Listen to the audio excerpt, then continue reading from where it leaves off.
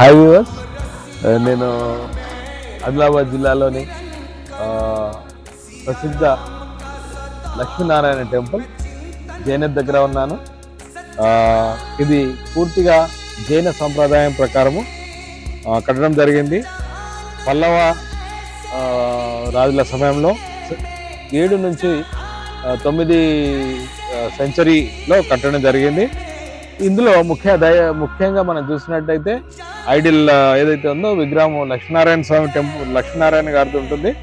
అయితే ఇక్కడ మనం ఒక యూనిక్ ఫీచర్ ఏంటిదంటే, దీని విశిష్టత ఏంటంటే కార్తీక మాసంలో అక్టోబర్ మరియు నవంబర్లో సూర్య భగవాన్ యొక్క మొదటి కిరణాలు వారి పాదం మీద పడినప్పుడు సూర్య భగవానుడు తేజస్సుతో అరుణవర్ణంలో వెలిగిపోతూ ఉంటాడు. అదేవిధంగా ఫిబ్రవరి మరియు ఏప్రిల్లో కూడా ఇది జరుగుతుంది. కాబట్టి ఇంత చక్కనైన టెంపుల్ మరియు మొత్తం తెలంగాణలో ఏకైక సూర్య భగవాను టెంపుల్ మనం చూసుకున్నట్టయితే ఆంధ్రాలో అరసవల్లి టెంపుల్తో కాకుండా ఈ టెంపుల్ కూడా ఉంటుంది. అయితే మనం చూసినట్టయితే సూర్యనారాయణ యొక్క విగ్రహం ఒకటే రాయితో చేయడం జరిగింది.